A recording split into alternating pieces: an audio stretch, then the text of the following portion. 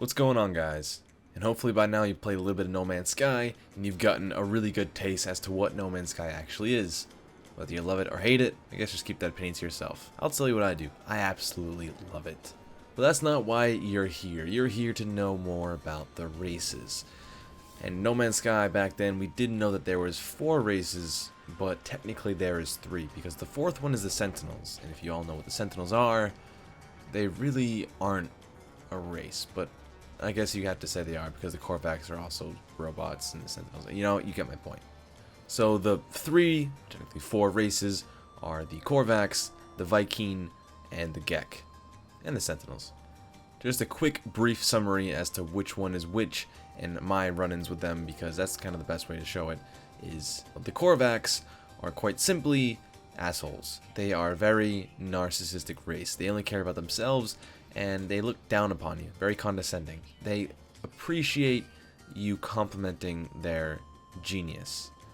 The good thing about the Korvax is that they are very technologically advanced, so you can expect some pretty good ships from them.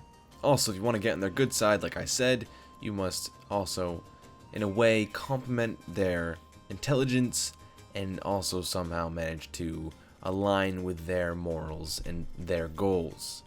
For example, when you break into a building and you're given a test, sometimes you'll be asked a question as to what to do. And it may be along the lines of what the race would do. What would a Korvax do? The Vy'keen, they sound a lot like the Vikings. If you haven't already figured that out, I don't know what to tell you.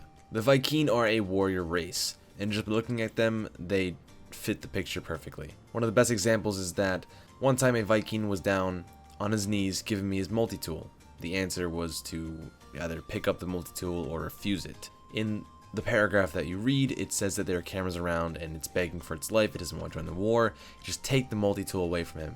I refused it. I said, just take it and go to war. And that's what it was. Instead of giving me the multi-tool, it gave me blueprints for, I think it was substance fluid. Something actually useful. Apparently it says, oh, the warrior went on to fight and actually didn't die because it had its multi-tool. It's a warrior race. They want to be the best. They want to be hardcore. They don't want to go out with a little whimper. More like a bang. Now as for the Gek, they're greedy. They're tiny and they trade. That's all I care about. Every single time you go up to a Gek and it says the creature rubs its hands together greedily and waits for you to whatever, and then some of the answers say give units or give materials, just give them the units, because 99% of the time it just wants your money. They're pretty greedy creatures. Now for those of you that haven't really played No Man's Sky too much and have no idea how to raise your standing with each of these races, just so you know, yes you can. The better your standing with the race, the better stuff you're going to get. For example, if you have a good standing with either of the 3 races, you can't with the Sentinels. If you have a very good standing, you can ask them for stuff.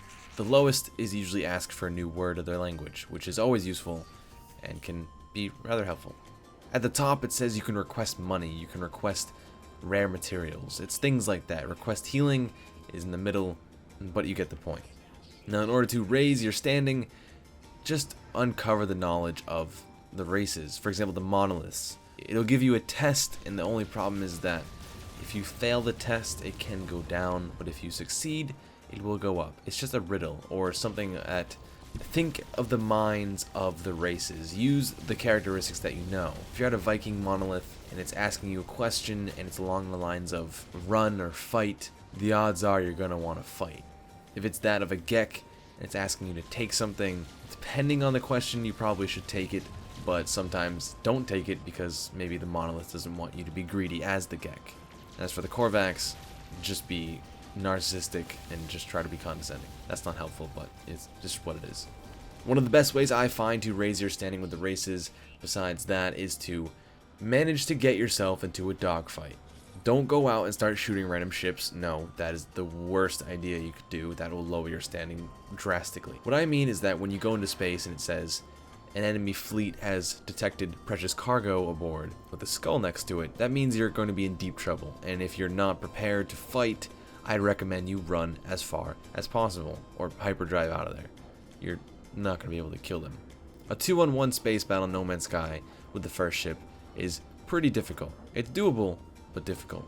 If you do succeed in killing the ships, your standing will increase drastically. I don't know how much, I don't know if it's a glitch, For some strange reason, with all 3 races, I am the best standing. I am a partner of the Vy'keen, or special partner.